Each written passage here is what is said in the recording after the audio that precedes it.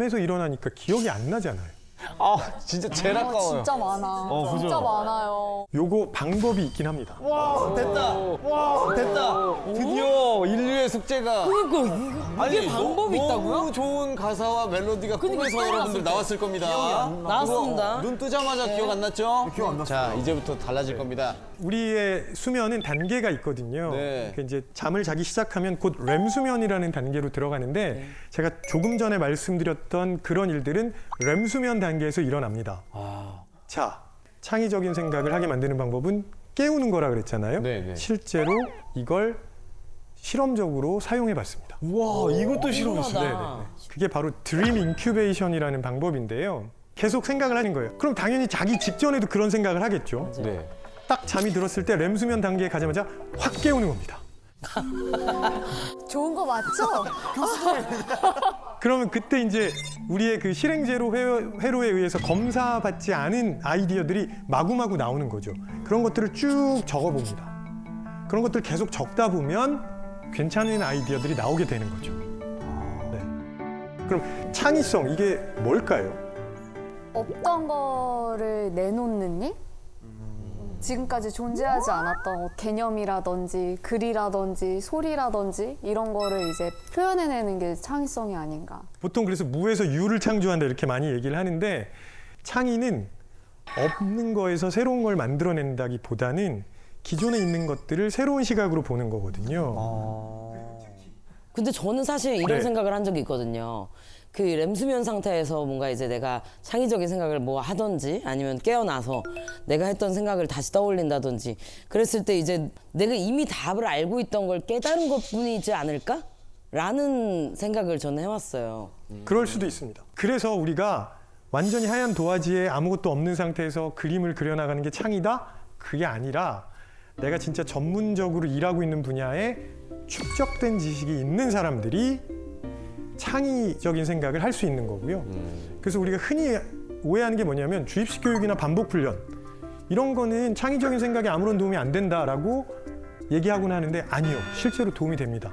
왜냐하면 그런 것들이 일단 들어가서 뼈대를 구조물을 잘 만들어줘야 그 위에서 창의적인 생각을 할 수 있다는 거죠.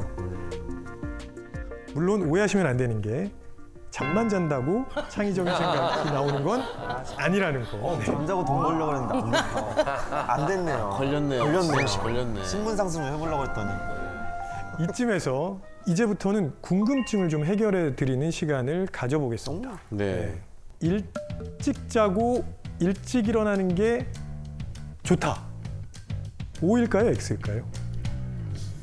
오 아닐까요? 일찍 자고 일찍 일어나는 거? 그때 자야 뭐 키도 큰다 그러고 뭐 오 아닐까요? 그래도. 속담도 있잖아요. 일찍 일어나는 새가 벌레를 잡는다. 그쵸. 그러면서 야 속담도 있는데 일찍 일어나야지라고 말씀하시는 분들도 계세요. 가장 대표적으로 일찍 일어나셨던 분이 정주영 회장. 이분 4시에 기상하셔서 6시 20분이면 회사 본관에서 간부들과 조찬회의. 아 6시 넘어서요? 그러면 이제 이거를 정말 부지런하고 그래서 이런 사람들이 성공한다. 이 말이 틀렸다는 말이 아닙니다. 근데 이게 누군가에게는 정말 괴로운 일이었을 거예요. 맞아. 이게 맞으면 괜찮은데 누군가는 6시 20분에 좋지. 왜 그럴까요? 오해하시는 게 뭐냐면 이거는 내가 연습하면 된다 아니고요.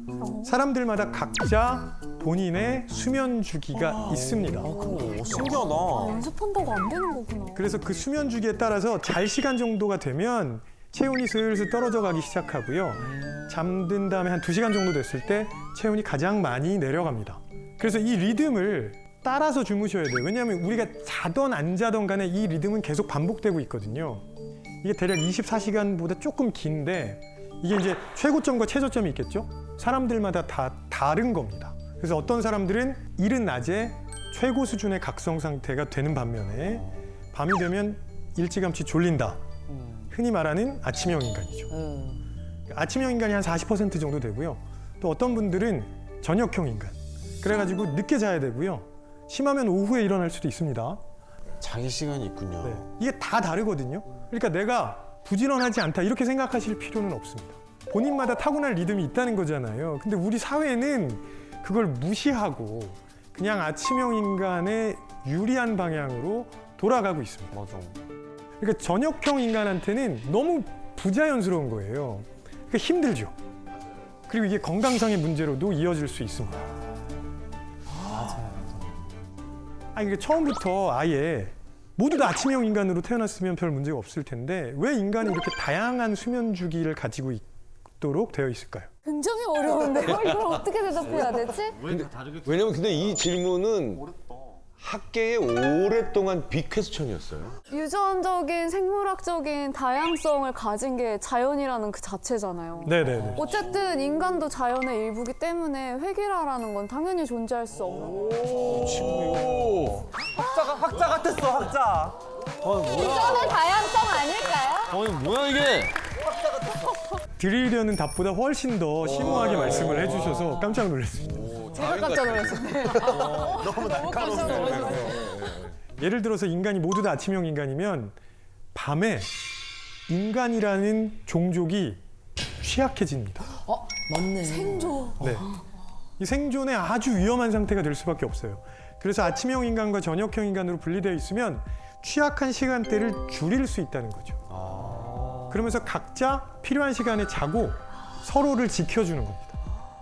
그래서 어떤 사람은 DNA에 넌 일찍 일어나야 돼. 어떤 사람은 DNA에 넌 늦게 자고 늦게 일어나. 이렇게 새겨져 있는 거예요. 그러니까 단순히 저녁형 인간이 게으른 사람이다. 이건 잘못된 표현이죠.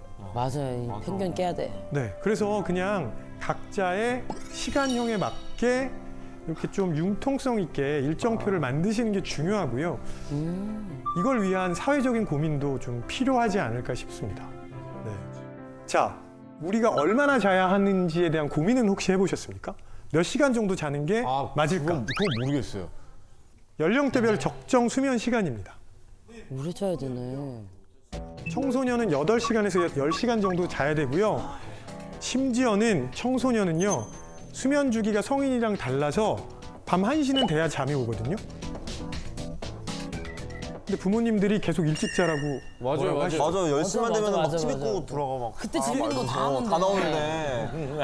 자기들은 재밌는 거 보고. 난 들어가 자 그러고. 봐봐 너도 지금 부모님 원망하고 있지? 자꾸 자라 그러고. 근데 제가 뭐라고 말씀드렸냐면 평균 수면 시간이라고 말씀드렸잖아요. 평균의 함정이 있는 거죠. 덜 자도 되고 네, 더 자도 되고. 네. 누군가는 이거보다 덜 자도 되고요. 누군가는 더 많이 자야 된다는 거죠. 조금 짧게 자는 사람들을 숏 슬리퍼, 길게 자는 사람을 롱 슬리퍼라고 하거든요. 근데 이 숏 슬리퍼, 롱 슬리퍼는 유전자의 영향을 받습니다. 그럼 엄마 아빠 중에 아니 지금 찾아보자. 엄마한테 갖고 옵니까? 아빠한테 갖고 옵니까? 두 분 중에 한 분이 예를 들어서 저녁형 인간이면 아이가 저녁형 인간이 될 가능성이 높습니다. 우성과 열성이 있군요. 이 연구가 굉장히 많이 진행되고 있는데 제가 유전자라고 말씀드렸잖아요. 일종의 돌연변이 유전자예요.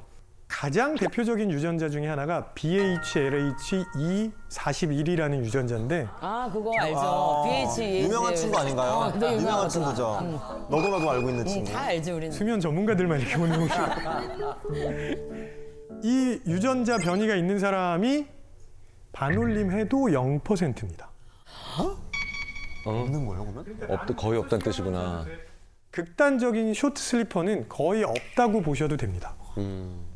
조금 짧게 자도 되는지 좀 더 길게 자는 게 좋은지를 확인하셔야 되잖아요. 네. 네. 중요한 거. 네, 내가 진짜 유전자 돌연변이가 있는지 없는지도 좀 궁금하고 아직은 상용화된 검사는 없고요. 다만 요즘 스마트워치 많이 나와 있잖아요. 네. 그래서 확인해 보실 수 있습니다. 주무시면서 내가 몇 시간 잤을 때 가장 컨디션이 좋은지 기록을 해 주셔야 돼요. 기록을. 나는 6시간 반 잤을 때 가장 컨디션이 좋아. 7시간 반 자면 그래도 약간 조금 뻐근해. 9시간 자면 허리 아파. 이런 기록들이 있어야 돼요. 본인에게 최적의 수면 시간을 찾으실 수 있다는 거죠. 네. 그래서 오늘 돌아가시면 꼭 해보셨으면 좋겠습니다. 저는 수면의 질이 좀 너무 낮아가지고 방송이 이제 또 다음날 좀 중요한 게 있으면 이제 전날 긴장을 조금 한 채로 잠이 들어요. 그러면 그날 꿈을 꿉니다. 네. 그 녹화를 한번 해요, 꿈에서. 진짜 싫어. 두 번 하는 거야 그럼? 회사원으로 따지면은 업무를 한번 하는 꿈을 꿉니다. 그리고 퇴근해서 집에 도착했는데 내 눈이 떠져요 이렇게. 그럼 눈 뜨고 이제 1시간 후에 진짜 그 일을 하러 가는 거야. 너무 피곤하거든요. 전 진짜 이 꿈을 꾸는 거 이 자체가 진짜로 우리가 일어났을 때 피곤함을 좀 느끼게 하는 건지, 그렇다면 좀 꿈 없이 좀 자고 싶은데 어떻게 해야 되는 건지. 꿈을 꾸면 피곤하다는 말은 틀린 말이고요. 아, 오 진짜. 매일매일 꿈을 꾸세요. 매일매일. 단지 기억을 하냐 못하냐는데 네. 꿈을 꾸면 피곤하다고 말씀하시는 거는 뭐냐면 네. 그 렘수면 단계에서 계속 깨셨다는 거예요. 충분한 수면을 못 취하신 거죠. 근데 꿈 안 꾸는 사람 되시면 큰일 나요. 왜요? 이게 저희도 우연하게 발견한 건데 사이코패스가 꿈을 안 꾸는 사람들이에요. 예. 그러니까 이게 우연하게 밝혀진 건데 사이코패스의 뇌가 정상인의 뇌나 평범한 사람들의 뇌와 뭐가 다른가 많이 연구했을 거 아니에요. 근데 거의 차이 없는데 유난히 편도체가 약해요. 편도체가 꿈꿀 때 많이 활성화돼요. 근데 이게 불안하고 스트레스 받게 만들기도 하지만 이게 예를 들자면 교감 능력도 상당히 관련이 있어요. 네. 그리고 우리는 편도체를 사이코패스와 달리 가지고 있으니까 꿈을 꾸신다면 또 일하러 간다 생각하지 말고 내 편도체가 열심히 일을 해주고 있구나 이렇게 해주시면 돼요. 편도체야 고마워. 네, 사이코패스가 되시는 것보다는 말이 너무 심하신 거 아닙니까? 난 웃으면서 그렇게 교수님 좀 무서운데요. 아, 맞습니다. 사이코패스라는 것보다는 뭐 예. 저는 제가 잠을 잘 못 자다 보니까 항상 아침에 좀 피곤하거든요. 항상 그 노곤한 시간 있잖아요. 밥 먹고 나서 살짝 잠이 올 것 같기도 하고 뭐 약간 이런 시간대 근데 또 못 자겠는 거예요. 왜냐면 지금 자버리면 난 이따 분명히 못 잘 거야. 라는 그 생각 때문에 또 잠을 못 자고 또 막 계산책을 나가든 무언가를 하든 근데 그 능률이 다 떨어져요. 뭐 계산책을 하는 건지 뭐 걔가 나를 산책하는 건지 뭐 그것도 헷갈리고 막 뭐 내가 지금 작업을 하고 있는 건지 뭔지 막 모르겠어. 근데 자면 안 될 것 같아. 낮잠은 주무시는 게 좋습니다. 아 자요? 네. 우리나라 사람들은 그냥 일찍 자고 일찍 일어나야 된다고 머릿속에 딱 박혀 있거든요. 맞아요. 너무 그리고 밤에 자고 아침에 일어나는 거다. 그러니까 한 번 자는 거다. 이걸 단상 패턴이라고 하는데요. 우리 인류가 단상 패턴으로만 잠을 자는 종족이 아니었어요. 예, 꽤 많은 경우에 이상 패턴. 이상 네. 패턴. 그러니까 잠을 2번 자는 거죠. 밤에 길게 한 번 자고 오후에 짧게 낮잠을 자고. 문화적인 영향이 아니고요. 생물학적으로 그렇다고 생각하시는 게 맞을 거예요. 그래서 여러 나라에 낮잠 문화가 있는 거예요. 중국이랑 베트남 낮잠 자잖아요. 맞아 꼭 있다고 하는. 이 중국이랑 베트남뿐만이 아니고요. 잘 알고 계시는 시에스타, 남미 혹은 지중해 연안 이런 데 시에스타라는 낮잠 문화가 있거든요. 그리스 가면 오후 1시부터 5시까지 문 닫잖아요. 그 다음에 5시에 다시 열어서 9시까지 운영하는데 2000년대 들면서 이거 너무 게으른 거다 뭐 이런 비판을 한 사람들이 있었어요. 그리고 이제 관광객들이 한창 돌아다닐 시간에 문을 닫아버리니까 별로 안 좋잖아요. 그래서 이걸 없애자는 얘기가 있어서 없어진 적이 있거든요. 하버드대 연구진이 그리스 사람 2만 3천여 명을 대상으로 실제로 어떤 변화가 있었는지, 건강에 어떤 변화가 있었는지를 6년간 추적 조사를 했습니다. 결과가 너무 충격적인데요. 낮잠을 포기한 사람들은 6년 동안 심장병으로 사망할 확률이 37% 증가했고요. 그 다음에 직장인들 낮잠을 끊은 다음에 사망 위험이 무려 60% 증가했습니다. 아니 빨리 자야 되겠네요. 그래서 그리스에 가면 이카리아라는 섬이 있어요. 여긴 아직 시에스타가 남아 있거든요. 근데 여기 주민들은 미국 사람들보다 90세까지 살 확률이 4배 정도 높습니다. 장수의 비결이구만. 그러니까 낮잠을 잘 수 있으면 주무셔야 돼요. 그러니까 시에스타라는 낮잠 문화가 가능한 것도 우리는 졸리면 잔다고 표현하잖아요. 네네. 그게 회복 수면이에요. 근데 자야지라고 해서 자연스럽게 자는 게 예방 수면이에요. 오, 쉽다. 예. 우리나라 기업에서도 이걸 해본 기업들이 몇 개 있는데 그때는 이제 1시간 반 정도 꺼주시거든요. 근데 여기 계신 분들이 갑자기 막 이러고 하다가 그래? 그러더니 한 5분 정도 있다가 스르르 잠을 드시는 거를 제가 이렇게 옆에서 같이 지켜봤죠. 여기서 이렇게 지켜본 거예요. 예, 예. 저랑 대화하시던 분이 예, 나 진짜 황당하더라니까. 스르륵 잠들었어. 예, 제가 무슨 뭐 레드 써는 것도 아닌데. 예, 예, 예. 그러니까 그게 우리가 회복 수면할 때 너무 잠이 안 오면 그때 오히려 자야지 하면서 잠을 못 자는데. 아 맞아 맞아 맞아. 예. 근데 이제 잠깐 자볼까라고 눈을 감으면 아주 자연스럽게 왜 1시간짜리 잠 뭐 이런 거를 주무시더라고요. 아, 이거 진짜 잘 하면 좋을 것 같은데. 그러니까 잠에 대해서 우리가 깨야 될 상식이 정말 많은 거예요. 진짜 잘못 알고 있는 게 너무 많았네. 아, 근데 저는 잠귀가 되게 밝아서 잠을 잘 못 자요. 어느 날은 이제 콘서트를 하러 이제 어떤 지역에 있는데 비행기 소리 때문에 잠을 못 자겠는 거예요. 그때는 젊음으로 20대니까 그냥 안 자고 콘서트를 해야겠다 이러고 이제 콘서트를 하는데 정말 하품이 안 멈추는 거예요. 널 사랑하지. 아, 나 죄송합니다. 오늘 하품을 좀 많이 해서 다른 이유 정말 이렇게 공연을 했던 적이 있는데 정말 잠귀가 밝아서 잠을 못 자는 사람들이 많은 건가요? 그게 타고나는 겁니다. 이것도요? 네네네. 아, 엄마 너무해. 이거에 영향을 주는 게 이제 수면 방추라는 게 있는데요. 수면 방추는 뇌파의 파형 중에 하나입니다. 그래서 이게 한 12에서 14Hz 정도의 주파수를 가지고 있는 파형인데요. 근데 이 수면 방추가 나타나는 사람들은 시끄러워도 잠을 잘 자요. 반면에 이게 없는 사람은 깹니다. 진짜 기질인가 보다. 아니, 저도 그러면은 조윤아 씨랑 약간 비슷한 거니까 한 번에 같이 좀 여쭤봐도 되겠습니까? 네. ASMR. 여러분들 주무실 때 저도 그거를 틀어놓고 자거든요. 맞아요. 빗소리 막 이런 거라든지 뭐 막 이렇게 장작 불 떼는 거, 시냇물 소리, 풀벌레 소리 뭐 네. 이런 거. 그리고 그거를 틀어놓고 자는데 이게 또 중간에 잠이 들어요 한번. 근데 짜증이 나 시끄러워 이제. 어우 빗소리. 그래서 화가 커질 때가 있어. 화가 막 잔뜩 나. 아 겨우 잠들었는데 이야! 또 그걸 끄면서 또 잠이 깨. 근데 이 ASMR이라는 게 이게 진짜 우리 수면에 도움이 되는 겁니까? 저는 이것도 맞아요. 궁금합니다. 궁금해요. ASMR이 수면에 도움이 되냐? 세모입니다. 왜 세모라고 말씀드리냐면 지금 들으신 그 소리들은 도움이 안 됩니다. 네. 수면에 도움이 되는 대표적인 소리가 몇 가지 있는데요. 화이트 노이즈, 핑크 노이즈, 브라운 노이즈. 화이트 노이즈 이제 백색 소음이라고 하는데 이거는 많이들 들어보셨을 거예요. 옛날에 지금 말고 그 옛날에 TV 조정 시간 하면은 삐 나오는 소리.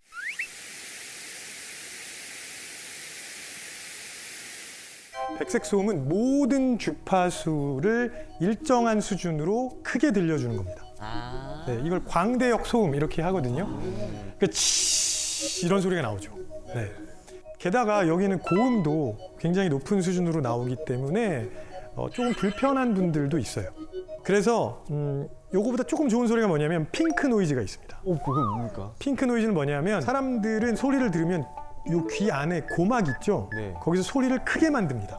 어떤 소리를 가장 크게 만드냐면 사람들이 말하는 소리를 제일 크게 만듭니다. 목소리. 왜냐면 그게 제일 중요한 소리잖아요. 네.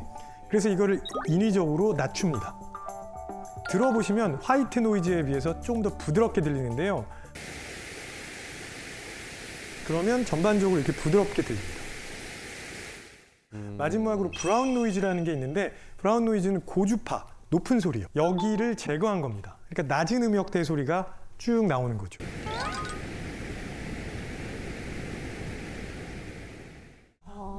왜냐하면 높은 음역대 소리를 안 좋아하시는 분들이 맞아, 있거든요. 피곤할 수 있어요. 귀가 네네, 좀. 네.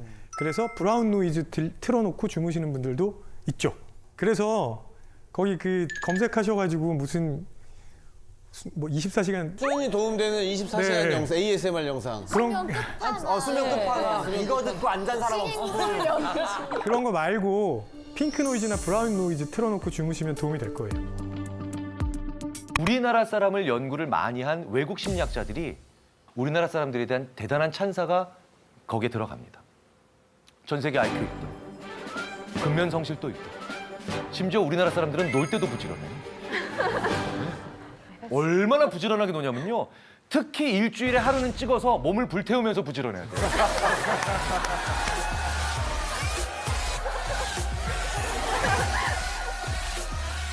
유럽 심리학자들이 저를 볼 때마다 하소연을 합니다. 니네 한국 사람들 우리 유럽에 많이 놀러 와. 알아. 한국 사람들 많이 놀러 가잖아. 관광객들 많이 가는데 왜? 니네 한국 사람들 우리 유럽에 놀러 오면 복장만 관광객이래요. 행동은 근로자래요. 아니, 남의 나라에 놀러 온 사람들이 왜 도대체 새벽 4시 반에 일어나냐요. 심지어 유럽의 렌트카 업체 임원 한 분이 이런 얘기도 하셨죠. 일주일 동안 유럽에서 렌트카를 빌려서 평균 2,300km 운전하고 돌려준 건 우리나라밖에 없고, 참고 삼아 서울 부산이 420km. 유럽을 광폭 질주하고 있다는 얘기예요. 새벽 4시 반에 일어나서 자정까지. 근데 우리는 그렇게 놀아야 논 것 같아요. 논 것 같아요. 예. 근데 IQ 1등, 부지런하면 1등, 우리를 누가 당하겠어요? 그럼에도 불구하고 제가 물어보죠. 야, 그래도 우리나라 사람 뭐 약점이 있지 않냐? 어느 민족이나 단점이 있잖아요. 그러면 이렇게 얘기해요. 이 질문 하나를 하면 전 세계에서 오히려 제일 지혜로운 게 아니라 제일 바보를 만들 수 있어. 이 질문이에요. 뭐 좋아하세요? 이러면 전 세계에서 우리나라 사람들이 가장 바보스러운 대답을 한답니다. 전 세계 어디에도 없는 이 충격적인 대답. 아무거나요.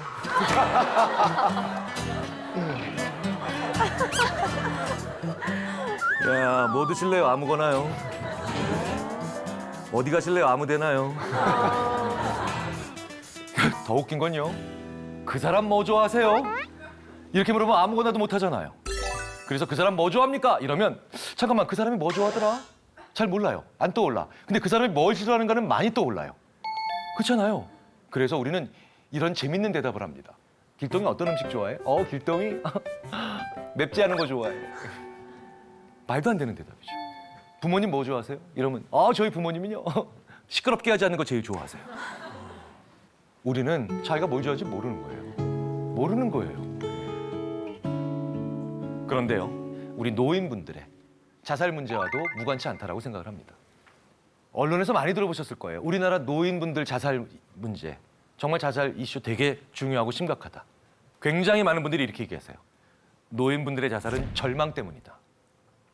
절망 때문이다. 하지만 심리학자들의 대답은 한결같습니다. 노인분들의 자살은 절망 때문이 아니라 무망 때문이다.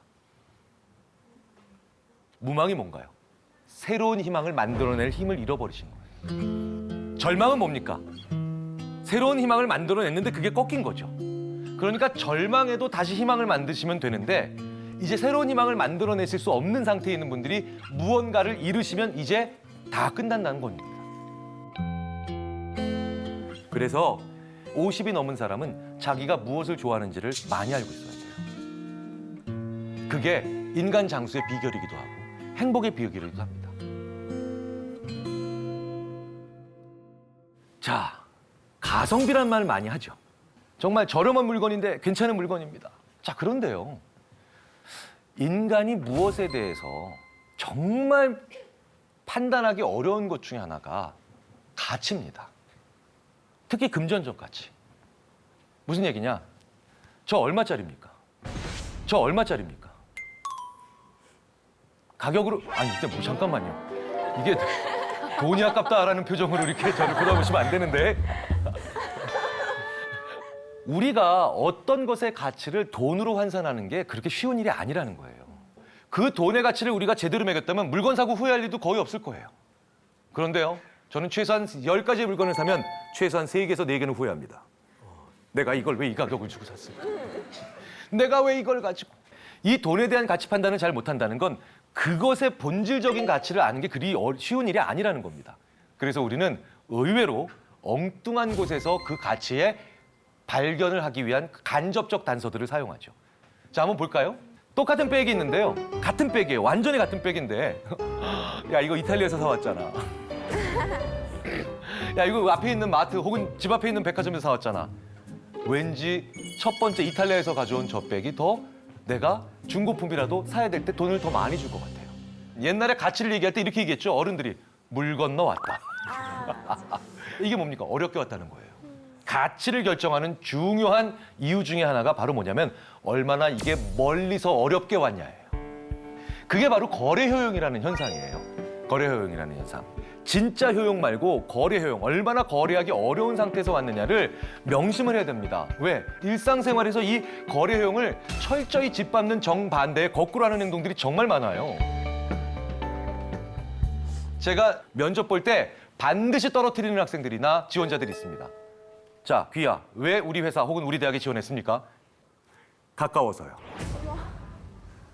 나 그럼 가까운 데서 쉽게 왔다는 거죠? 그런데요, 멀리서 온 사람들은 그 이유만으로도 왠지 떨어뜨릴 때 속상해요. 네. 제가 심지어 이런 적이 있었습니다. 제주도에서 온 학생이에요. 제주도에서 수원까지 오는데 얼마나 힘들었겠습니까? 아주대 오는데. 그래서 그 학생을 딱 하는데 떨어뜨릴 수밖에 없을 때 제가 얼마나 속이 상했겠습니까? 그런데 왠지 옆에 고등학교에서 오면요, 내년에 다시 보자. 가까워서 지원했다고 하는 사람 정말 성의 없어 보입니다. 왜? 거래 효용을 뭡니까? 낮춘다는 거예요. 제가 실제로 한번 다른 방송사와 실험을 해본 적이 있어요. 사람들한테 보너스, 경품 당첨된 걸 줍니다. 이 10만 원을 가져오기 위해서 어떤 분들은 바로 앞에서 직원이 바로 거기서 찾아서 줍니다. 가까운 거리에서 왔죠. 그런데 잠깐만 좀 기다려주세요. 요게 지금 상품권이, 백화점 보너스 상품권이 지금 저희 본사에서 직원이 출발해서 갖고 옵니다. 수십 킬로미터를 와서 게다가 기다려서 그분한테 전달하죠. 첫 번째, 바로 앞에서 받은 사람들은요, 그날 거기서 다 쓰고 나갑니다. 소위 말해서 충동구매가 뭔지를 보여주고 나가요. 그런데 어렵게 온 돈, 그 상품권을 받은 사람들은 그걸 거기서 쓰지 않습니다. 더 가치 있게 쓰려고 합니다. 쉽게 번 돈이 왜 쉽게 쓰이는지를 아시겠죠? 거래 효용을 낮추기 때문이에요. 자, 16년 전으로 한번 돌아가 보도록 하겠습니다. 2002년 솔트레이크 동계올림픽. 어떤 사람이 생각나시나요? 오노가 생각납니다. 김동성 선수보다도 오노가 생각이 나요. 네. 우리나라는 당연히 김동성 선수를 기억하지만 대부분의 외국인들은 스티븐 브래드버리라고 하는 사람을 기억합니다. 이 스티븐 브래드버리는요, do a 브래드버리, 예기치 못한 행운을 취하다 라는 표현으로 호주 국립사전에 등재까지 됐어요. 솔트레이크 동계올림픽. 남자 쇼트트랙 1000m에 출전합니다. 이 스티븐 브래드버리는 예선 통과도 불가능한 선수라는 걸 자기도 알고 있었고 다른 모든 선수들도 알고 있었습니다. 그야말로 참가에 의의가 있는 선수였죠. 예선에서요, 4등인가 5등인가 거의 꼴찌로 들어와요. 그런데 앞선 선수들이 전부 다 실격합니다. 그래서 예선을 통과해요. 그런데 준결승에서 이번엔 어떤 일이 벌어지냐? 우리의 김동성 선수, 중국의 리자준, 정말 최고 선수들이죠. 꼴찌로 마지막 바퀴를 돌아서 이젠 준결승 탈락이 기정사실화 돼 있는데 앞에 있는 두 선수가 다 넘어져요. 그래서 이 선수는 들어갑니다. 결승 가요. 마찬가지로 꼴찌, 이번에는 그냥 꼴찌도 압도적 꼴찌. 그나마 좀 추격이 되는 꼴찌도 아니고 한참 떨어져 있는 꼴찌로 달리고 있는데 지금 보시는 장면처럼 미국의 오너, 우리의 안현수 선수, 세 명이 동시에 다 넘어집니다.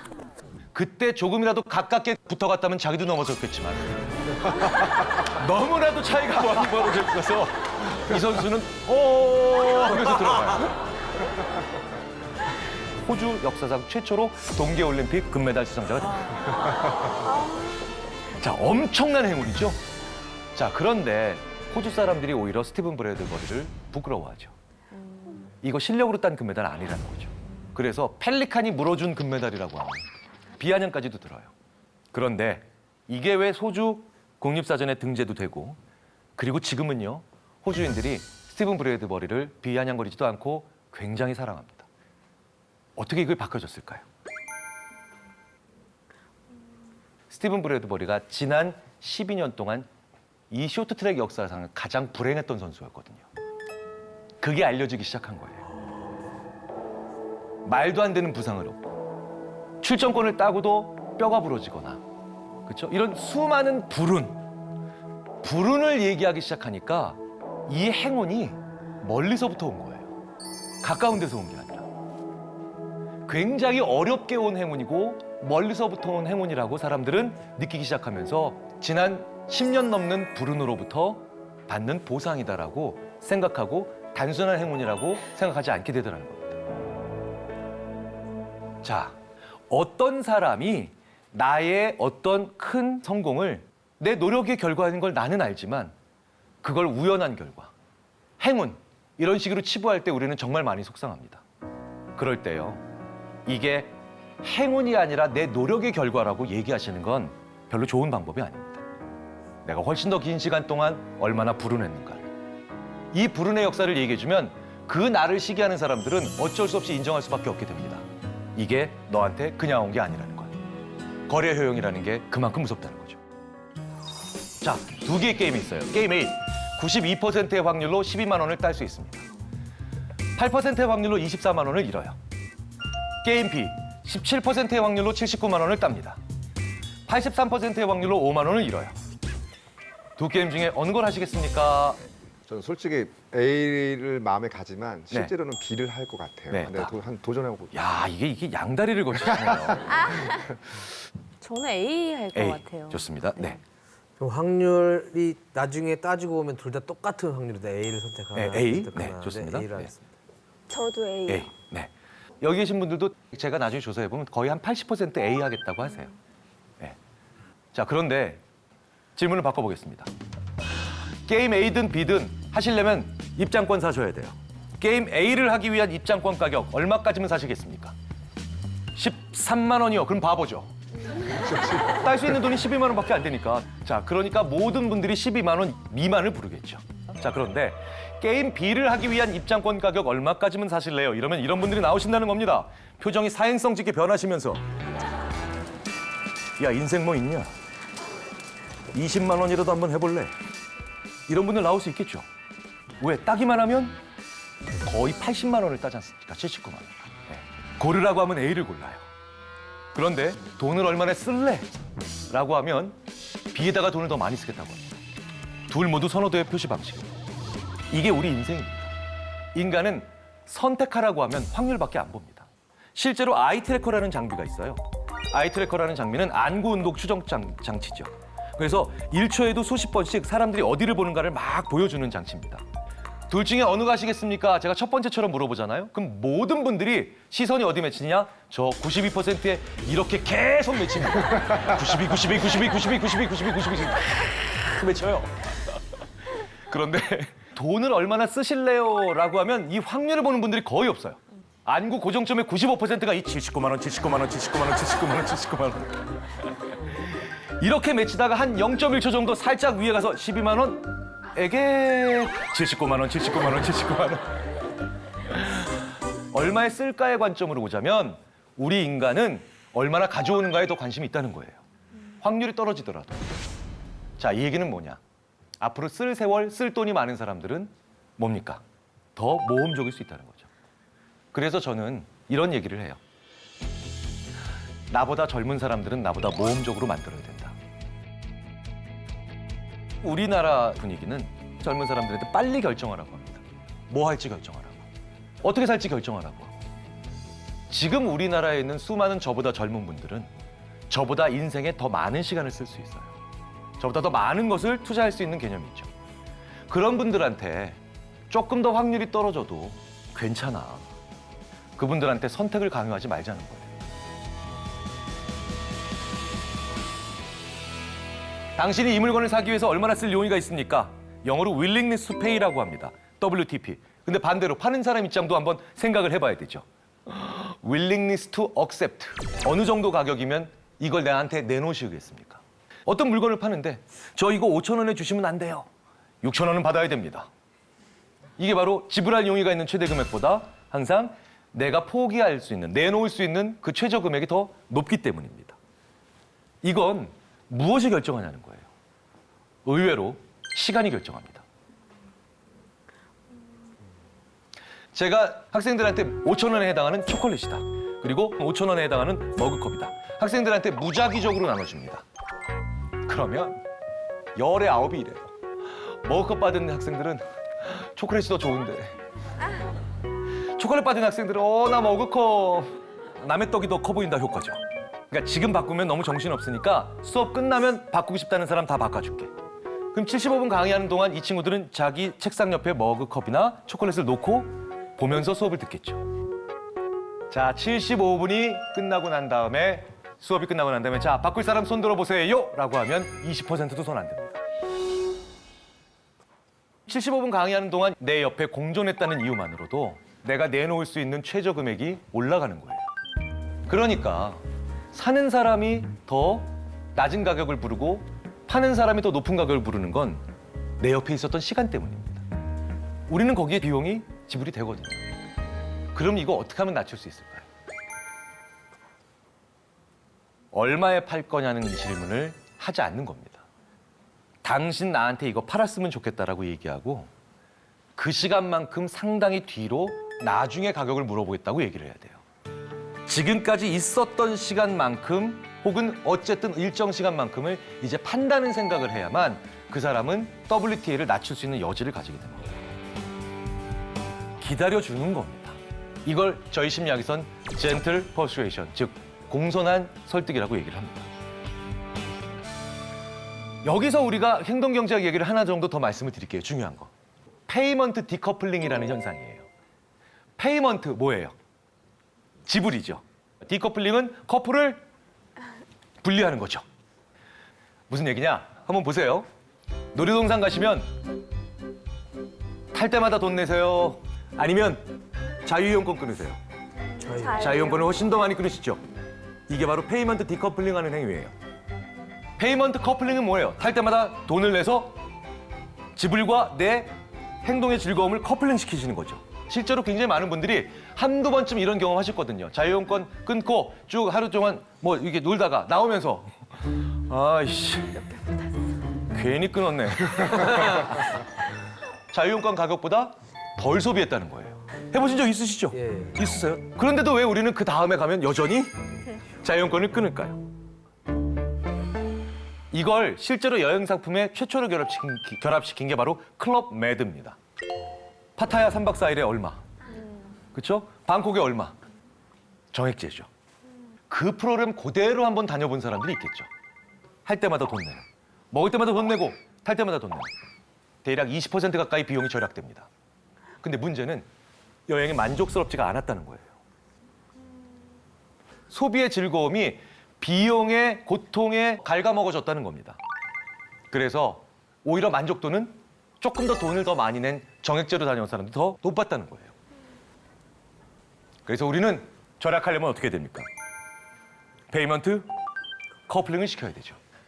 페이먼트 커플링의 대표적인 예가 뭔지 아세요? 신용카드 쓰실 때마다 문자가 오죠. 당신 방금 전에 7,500원 썼다. 자, 그런데요. 지금까지 썼던 금액을 누적 금액을 보여주는 거예요. 방금 전에 7,500원을 썼지만 그 7,500원 승인 밑에 237만 원이라고 하는 울트라 커플링이죠. 완벽한 커플링을 만들어서 돈을 덜 쓰게 만들어줄 수 있는 거죠. 그래서 이것 때문에 신용카드보다 체크카드를 더 써야만 우리가 절약할 수 있는 겁니다. 건 이런 수많은 거꾸로 하는 것들, 착각하고 있는 것들은 정말 다른 데도 많습니다. 바로 통제의 착각, 컨트롤의 착각입니다. 제가 전형적인 40대 남성이죠. 40대 남성인데 이게 길을 가고 있어요. 프랑스 파리에서 길을 걷고 있는 전형적인 프랑스 남자인데요. 그런데 저한테 한 20대 초반 정도로 보이는 어떤 아가씨가 약간은 다급한 얼굴로 저한테 와서 아저씨 저 좀 도와주세요. 저쪽에 좀 불량스러워 보이는 세 사람이 내 휴대전화를 잠깐 보자고 했는데 장난치면서 안 돌려줍니다. 가서 젊은 친구들한테 좀 그러지 말라고 얘기 좀 해주세요. 이게 아주 위험한 상황은 아닌 것 같지만 저 친구들이 좀 쉬운 말로 이런 거죠. 껄렁껄렁대는 친구라서 그를 지나가는 자기 또래의 여자인 나에게 좀 지금 이 상황에서 약간 무례한 행동을 합니다. 요 정도의 톤이에요. 이런 식으로 얘기해주면서 도와달라고 합니다. 자, 김상준 씨께서는 도와주시겠습니까? 도와줘야지. 그렇죠. 근데 그 상황이 한국이죠? 프랑스라는 게 중요합니다. 프랑스. 네. 아, 좀 생각을 해봐야겠네. 어쨌든 도와주겠다는 사람들도 있고 안 도와주겠다는 사람들도 있죠. 자, 이런 차이가 그런데 의외로 그 사람의 성품에 의해서만, 가치관에 의해서만 결정나는 게 아니라는 거예요. 중년 남성이 아까 자기를 좀 도와달라고 하는 그 여성을 만나기 직전에 또 다른 여성에게 이런 질문을 길거리에서 받습니다. 저 아저씨, 발렌타인가로 가려면 어떻게 가야 되나요? 아, 발렌타인가요? 자, 이쪽으로 가시면 됩니다. 자, 그런데 또 다른 어떤 아저씨들은요, 그 도움을 달라고 하는 그 여성을 만나기 전에 이렇게 길을 물어봅니다. 저 아저씨 그 마틴가로 가려면 어떻게 가야 되나요? 아, 마틴가요? 저렇게 가면 됩니다. 결과부터 먼저 말씀드릴게요. 발렌타인가요로 가려면 어떻게 해야 되나요? 라는 질문을 받은 사람들이 더 많이 도와줍니다. 이후에 만난 약간 곤경에 처한 여성을. 그리고 마틴가가 어디예요? 라는 질문을 받아서 설명해 준 아저씨들은 도와주는 확률이 상당히 줄어들더라는 거예요. 도대체 발렌타인가와 마틴가가 도대체 무슨 차이냐? 자, 구글 이미지 검색을 해보면 그대로 알 수가 있습니다.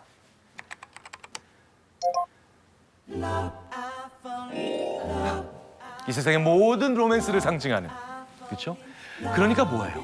발렌타인이란 말을 듣자마자 그 얘기를 입에 담고 얘기하는 것만으로도 사람들은 뭔가 로맨스에 관련된, 이성과 관련된 조금 더 낭만적으로 변하더라는 겁니다. 자, 그런데 이 연구자들이 왜 마틴이라는 거리를 물어보게 만들었느냐? 야, 저도 이미지 검색해보고 깜짝 놀랐습니다. 이런 모습이 나오더라고요. 아유. 그러니 훨씬 더 뭡니까? 그냥 배 나온 아저씨처럼 변한 겁니다. 조금 더 낭만적으로 변한, 그리고 조금 더 아저씨처럼 변한 이 모습에서 사람들의 도움 행동의 차이가 많이 난다는 거죠. 이 단순한 차이들이 벌써 선택에 큰, 혹은 행동에 큰 영향을 만들어낸다는 건 마찬가지로 뭡니까? 우리가 직전에 어떤 상황이 있느냐, 특히 자아와 관련해서 어떤 상황이 있었는가가 굉장히 중요합니다. 너한테 사진 찍어보라 그러고 너희 가족 사진을 찍어보느라 그럴 때 사람이 얼마나 바뀌는지 한번 보여드릴게요. 이 어쩌다 어른 프로그램 정민식 PD라고 있습니다. 이 정민식 PD한테 딸이, 굉장히 아끼는 딸이 있습니다. 그러니까 자기와 딸을 찍어서 보낸 거죠. 그러니까 우리가 돼서 보낸 겁니다. 자, 이렇게 보내요. 멀쩡하죠? 제가 5분 후에 정 PD, 당신 찍어서 보내봐. 그랬더니요, 이렇게 돌변합니다.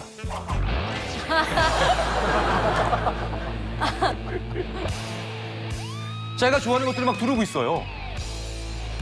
무언가 좀 더 위험해 보여도 더 뭡니까? 개성 있고 나한테 좋아하는 것들을 표현하고 싶어 하죠. 그래서 심리학자들은 나는 좋아하는 걸 가지고 싶은 자하고 우리는 나쁜 걸 막아내고 싶어 하는 자라고 얘기를 하는 겁니다. 다다익선 뭡니까? 많으면 좋은 거죠. 과유불급은요? 많으면 오히려 안 좋은 거죠. 뭐가 더 맞을까요? 저희 심리학자들이 드디어 밝혀냈어요. 그때그때 달라요. 그런데 앞에 그때와 뒤에 그때를 나누는 기준을 모르잖아요. 제임스 서로위키라고 하는 사람은 이런 말 들어보셨죠? 대중의 지혜, 집단지성. 이게 다다익선이라는 거죠. 제 몸무게가 몇 킬로일까요? 83? 뭘 더 하세요? 83? 네. 78? 78. 확실히 굉장히 그 배려심이 많으신 분들입니다. 85. 솔직한 대답이고요. 배려심이라고는 없고요. 94? 94? 94. 네. 저의 정확한 체중은 저만 알고 있지 않습니까? 자, 이 네 분 중에 어떤 분도 제 체중을 맞히지 못했어요. 그런데 점점 제가 더 많은 분들에게 여쭤보죠. 그걸 다 받아서 엑셀에 딱 정리해서 평균을 딱 내면 신기하게도 제 체중이 나옵니다. 네. 이게 바로 대중의 지혜예요. 왜 이런 일은 할까요? 자, 보십시오. 모든 사람의 하나의 답은 정확할 수는 없습니다. 개별의 답은. 그런데 재밌게도 모든 사람의 답이 평균화될 때 뭐가 나옵니까? 제 몸무게라는 정답이 나오죠. 그래서 정확하고 올바른 대답은 여러 사람의 힘을 빌려야 됩니다. 정답을 구할 때는 이렇게 되지만 해답, 뭡니까? 단순히 정답이 아니죠. 정해진 답이 아니라는 거예요. 수많은 답들 중에 최고의 답이죠.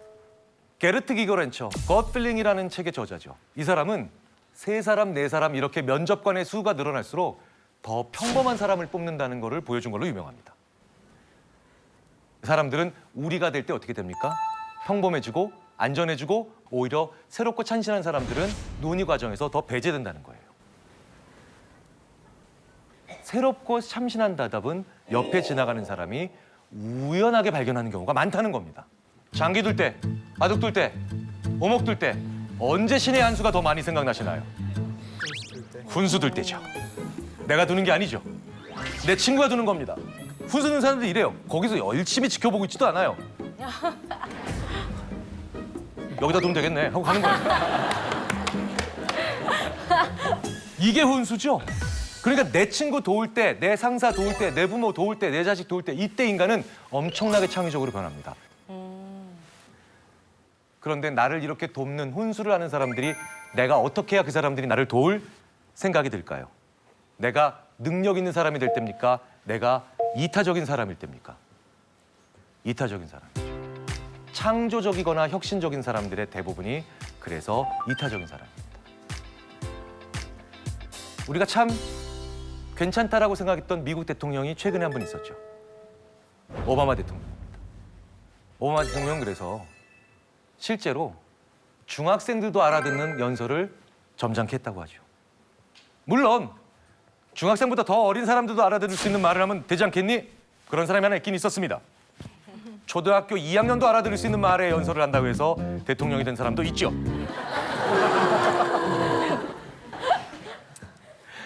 그런데 내 주위에 나와 그래도 수준이 비슷한 사람들한테만 알아들을 수 있는 말, 즉 대학생들만 알아들을 수 있는 그런 고급스러운 말을 했고 매번 과학과 수많은 철학적인 얘기를 했던 이 사람은 대통령이 되지 못했습니다.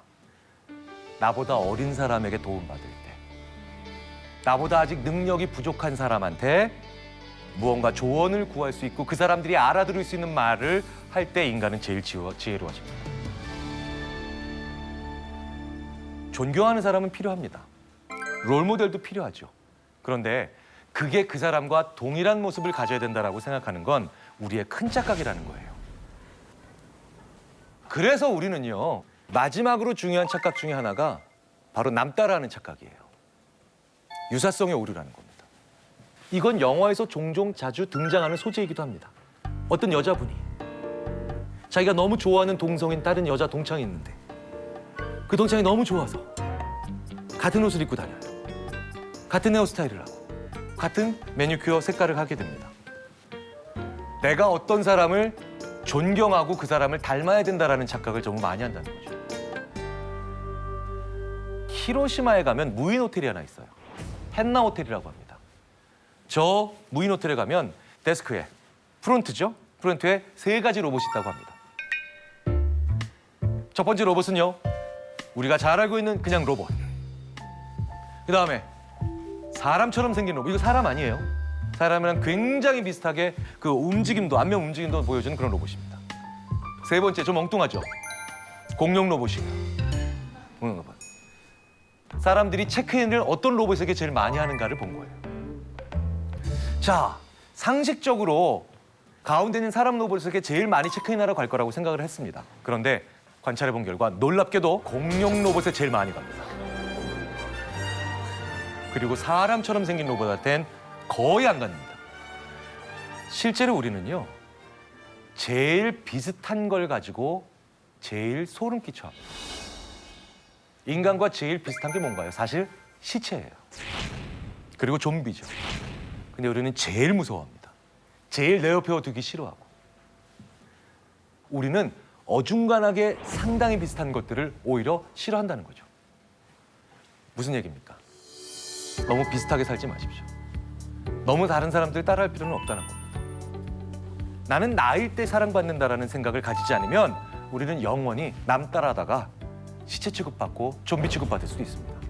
마치 헨나 호텔의 가운데 있는 그 사람들이 가장 찾지 않는 그런 인공지능 로봇과 같은 취급을 받을 수도 있다는 거죠. 이 모든 착각들 중에요, 사실은 제일 큰 착각이 저희 인지심리학자들뿐만 아니라 수많은 심리학자들이 거꾸로 해왔구나 라고 하는 큰 반성을 만들어낸 연구들이 있죠. 만약에 예를 들어서 교통사고를 당해서 허리가 너무 아프다, 진통제 드시면 효과가 있잖아요. 그런데 이 진통제의 약효가 허리로 갈까요? 뇌로 갈까요? 네, 뇌로 갑니다. 허리는 아픈 거 모르죠. 우리 뇌의 대표적인 영역이 요 엔테리어 싱글레이트 콜텍스예요. 앞쪽이 아니라 옆쪽에 있는데 우리말로 바꾸면 되게 재밌어집니다. 전측 대상회예요. 무슨 가게 이름 같죠? 여기가 활동하면 우리는 아프다고 느끼는 겁니다. 그런데 인간한테는 이렇게 살점 떨어져 나거나 아니면 뼈가 부러지는 상처가 없는데도 너무너무 고통스러울 때가 있잖아요. 그게 사람 때문에 겪는 고통이죠. 그리고 대부분 이 둘은 이별 아니면 갈등입니다. 자, 이별과 갈등은 내 뼈와 살에 조금도 상처가 없잖아요. 그런데 저희 심리학자들뿐만 아니라 관련된 연구자들이 이별이나 갈등에서 사람 때문에 고통스러울 때에는 뇌에서 어디에서 그 반응을 처리를 하는지가 궁금해진 거예요. 저희들이 좀 놀랐어요. 의외로 같은 지점이에요. 그러니까 우리 뇌는 교통사고 당해서 허리가 너무 아픈 것과 사람과 이별이나 갈등에서 사람 때문에 고통스러운 거를 거의 구분을 안 하더라고요. 그런데 이렇게 사람 때문에 고통스러울 때 그런 진통제를 드시면 효과가 있느냐? 효과가 나와요. 제가 설마하니 이 자리에 계신 이 귀한 분들께 대버림 팔려고 이러는 거 아니에요. 그래서요, 내 주위에 누군가가 사람 때문에 고통스러워하고 있다면 그 사람 교통사고 당한 사람이에요. 피 흘리고 있는 사람이에요. 그러니까 그 사람한테 어떻게 해주셔야 돼요? 교통사고 당한 사람처럼 따뜻하게 배려해 주셔야 돼요. 잊지 마십시오. 그런데 이게 우리 인간이 거꾸로 하고 있는, 이때 오히려 더 나를 다그치는 가장 거꾸로 하고 있는 최악의 것들이라는 거를 저희들이 최근에 발견하고 이제 이 말씀도 드리고 있습니다. 이 자리에 계신 한 분 한 분도 사람이에요. 그러니까 내가 사람 때문에 고통받고 있다는 건 내가 피 흘리고 있다는 얘기예요. 내가 뼈가 부러져 있다는 얘기입니다. 왜 이때 나한테 모질게 하세요? 내가 사람 때문에 고통스러울 때 이때 나한테 정말 따뜻하게 하셔야 내가 낫습니다.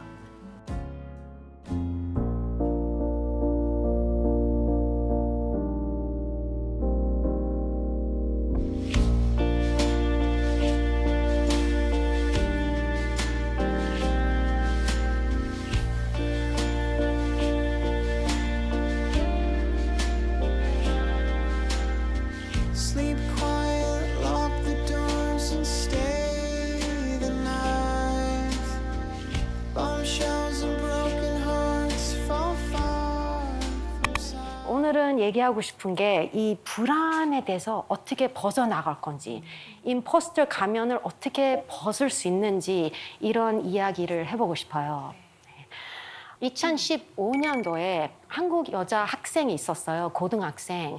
다 아실 건데, 근데 이 학생이 자기가 이제 하버드하고 스탠퍼드를 동시에 붙었다고 얘기했거든요. 그래서 처음에 그런 거 들었을 때 사람들이 천재구나, 정말 똑똑하다, 훌륭하다 이렇게 생각할 거잖아요. 김양 가족은 그동안 김양이 하버드대와 스탠퍼드대에 동시 입학했고, 특히 두 대학은 김양에게 스탠퍼드에서 1, 2년을 먼저 다닌 뒤 2, 3년은 하버드에서 공부하는 새로운 프로그램을 제공했다고 주장해 국내 언론의 관심을 끌었습니다. 이에 대해 일부 네티즌들은 사실이 아니라는 의혹을 제기했고, 하버드 대학과 스탠퍼드 대학이 김양 합격 사실을 전면 부인하면서 김양 주장은 사실이 아닌 것으로 드러났습니다. 맞아. 그런 기사가 있었죠. 이 학생 생각하면은 거짓말 했잖아요. 근데 이 거짓말이 이 학생의 목표였나요? 저도 아니라고 생각해요. 목표가 따로 있었다고 생각해요. 완벽해 보이고 싶었죠. 그렇죠. 천재처럼 보이고 싶은 게 원래 목표였잖아요. 사실은 저는 너무 이해하거든요. 이 여자의 마음. 왜 거짓말을 했는지. 우리랑 사실 너무 비슷하다고 생각하거든요. 너무 다른 사람의 기대에 따라가면서 이런 가면을 쓰게 된 거예요. 그래서 원래 이제 가면 증후군이 그게 처음 나왔을 때가 1978년도예요. 클랜스하고 아임스라는 이제 연구자들이 있었는데 처음에는 사회에서 뭐 일하는 워킹 여자들 있잖아요. 되게 성공하고 일도 잘하는데 이 여자들하고 말하니까 불안하다고. 자기가 약간 되게 성공한 것처럼 보이는데 자기는 그냥 운 때문에 여기 와 있다. 자기가 뭐 생각하는 것처럼 그렇게 잘하지 않는다. 그리고 약간 가짜로 사람들 속이면서 이런 자리까지 왔다 말할 수 있거든요. 그래서 원래 어른 여자들, 특히 성공한 어른 여자들 연구하는 게 그때부터 이제 임포스터이즘이 나왔거든요. 근데 그때부터 이제 연구가 발전되면서 우리 모두가 여자, 남자 다 그리고 어린애들부터 임포스터이즘 있을 수 있다고 나오거든요. 제대로 임포스터인지 아닌지 얼마나 임포스터인지 테스트를 하고 싶어요. 임포스터이즘 테스트인데 여러 가지 문제들이 나오거든요.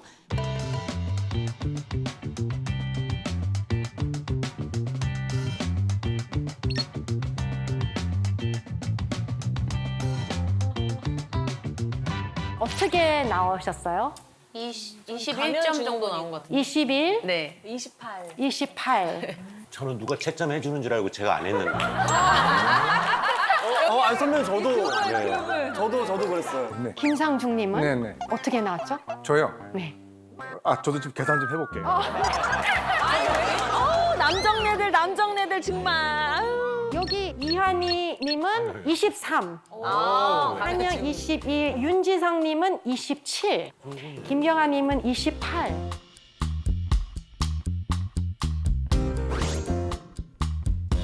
이제 한국 사람들 보니까 이 딱 그 점수에 막 관심 있거든요. 맞아요. 딱 이 점수가 나오면은 나는 임포스터다. 나는 임포스터 아니다. 맞아. 이게 아니거든요. 그리고 솔직히 임포스터들은 임포스터 가면까지 숨기거든요. 너무 오랫동안 가면이 익숙하면은 자기도 모르게 저는 아주 소셜한 사람이다 이렇게 속일 수 있거든요. 그게 익숙하니까. 그래서 사실은 이런 척도를 막 믿으면 안 되거든요. 우리가 가면을 쓰면서 어떤 게 어려운지 그리고 행동을 할 때 뭐가 이제 힘든 건지 그게 중요하거든요.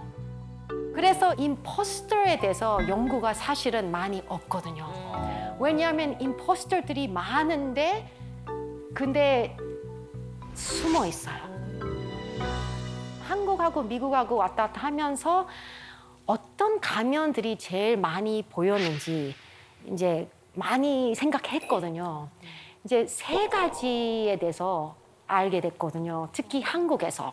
한국에서는 첫 번째 가면이 있는데 이거는 정말 매일매일 보는 가면인데 천재 가면이거든요. 천재 가면? 천재 가면이 뭐지? 우리가 모른다는 것을 인정 못하는 것처럼 우리 다 알아. 나 똑똑해. 100점 받았는데 나 공부 하나도 안 했어. 맞아, 꼭 그러더라고요. 네. 노력에 대해서 숨기는 게 이게 딱 한국이잖아요. 한국 학생들의 많이 받고. 근데 그 노력에 숨기면서 가면을 쓰게 되는 거거든요. 왜냐하면 노력을 안 했으면 천재잖아요. 그냥 원래 알았던 거잖아요. 원래 나 조금 타고났어. 이게 제가 많이 봤던 첫 번째 가면이거든요. 어린 아이들한테도 이렇게 막 시험 볼 때 있잖아요. 나 공부 못했어. 이런 거 되게 많이 봤거든요. 근데 이제 문제가 왜 어릴 때부터 이런 가면을 쓰게 될까요? 제 생각에는 우리 어른들이 가면을 씌워지는 거거든요. 예를 들어 점수만 보고 아니면 대학교 이름만 보고 너 천재구나 이렇게 말하는 게 있거든요. 노력에 대해서 칭찬을 많이 안 하거든요. 왜냐하면 우리도 아이가 천재처럼 느끼면은 기분 좋을 거라고 착각하거든요. 기분 좋을 수 있는데 그게 잠깐이거든요. 그래서 제가 요즘에 조금 되게 걱정되고 슬픈 게 제가 너무 좋아하는 클라이본 피아니스트 컴피티션 있잖아요. 1등 했던 임윤창.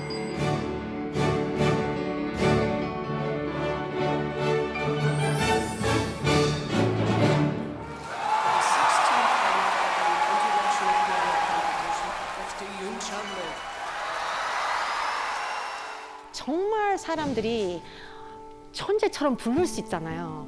근데 우리가 가면을 씌워주는 거 아닌데, 근데 이렇게 검색만 해도 벌써 천재라고 부르려고 하거든요.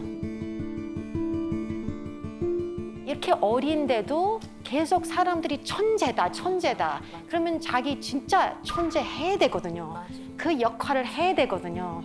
그러면 너무 걱정되는 게 앞으로 1등 어려울 수도 있잖아요. 그러면 그 기대 때문에 더 스트레스를 받을 수 있거든요.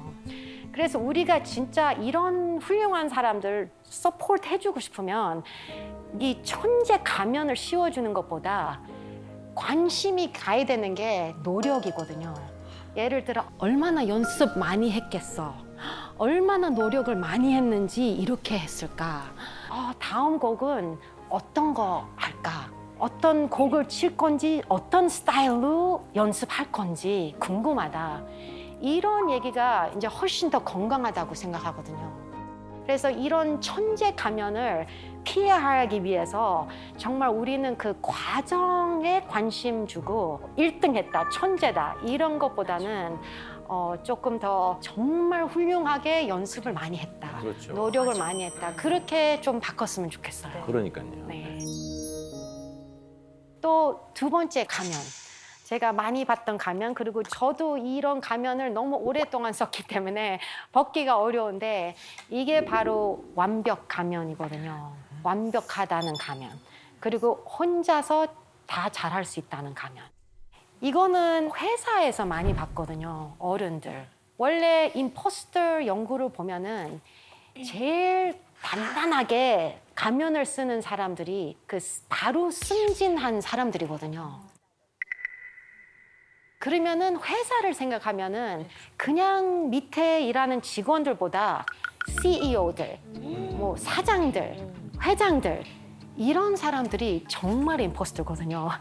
그래서 한국에서 회사 생각하면은 또 드라마에서 사장으로 나올 때 뭐 이런 문제가 있으니까 해결하고 와 다음 주까지 이렇게 말할 때가 있거든요.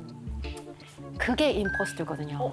왜요? 직원들 앞에서 완성된 아이디어가 없으면 아직 자기도 들킬 수 있거든요. 그러면 더 창피할 수 있거든요.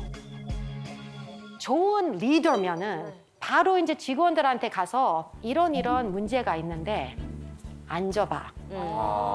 우리 같이 해결해보자. 우리 브레인스토밍을 해보자. 왜냐하면 솔직하게 이런 문제가 있었으니까. 그리고 그런 디스커션이 있으면 피드백이 있거든요. 피드백 서로 하니까 사실은 더 완벽한 답이 나오거든요. 네. 근데 이런 회사 맥락에서는 다 완벽 가면을 썼으면 얘기를 못 하게 되거든요. 대화가 하나도 없거든요. 그래서 그냥 해와. 완벽한 것만 보여주기 위해서 우리가 또 집에 가서 몰래 혼자서 막 하면서 내는 거예요. 그게 완벽 가면이거든요. 그렇지. 거의 안 힘들게 한 것처럼. 원래 알고 있었던 것처럼 자기는. 네, 원래 그렇게 오래 안 걸렸던 것처럼. 쉽게 한 것처럼. 네네, 그냥 어제 했어 그냥. 네. 그래서 실리콘밸리에서 거의 3,000명한테 물어봤거든요. 당신이 유능하지 않다는 사실을 회사 사람들이 알게 될까 봐 두려우십니까? 거의 60% 넘게 동의한다. 네. 이렇게 대답했거든요. 그래서 애마존이 제일 높이 나왔고요. 그리고 구글도 70% 넘게 나왔고요. 이런 되게 정말 성공한 좋은 회사들이잖아요. 이런 회사들에 들어갔으면 진짜로 이제 얼마나 노력했는지 보여야 되는데 못하면서 그냥 완벽 척하면서 불안하게 있는 거거든요. 그래서 이렇게 일하는 사람들 보면은 댓글들이 있거든요. Today was my second day at Microsoft. I was super excited to join, but slowly my imposter syndrome has started kicking in and I feel like I will fail for sure. I barely understand anything going on and I feel like I won't be able to survive. 근데 또 이제 이 사람이 댓글 했는데 I've been here for 10 years. 10년은 I still feel like an imposter. 아직까지 불안하게 완벽 가면을 10년 넘게 쓴 거예요. 근데 너무 이해가 되지 않아요? 저도 이제 20년 동안 교수하고 있는데 아직도 조금 완벽 가면 쓰고 있거든요.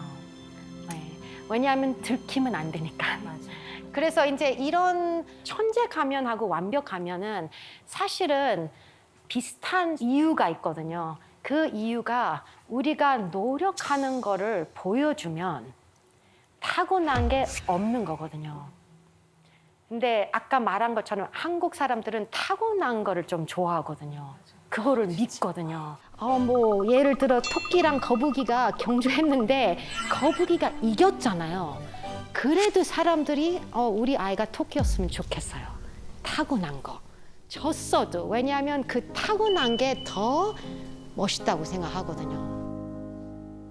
그래서 세 번째 가면이 있는데 다른 것 같지만 또 비슷하거든요. 이게 바로 겸손 가면이거든요.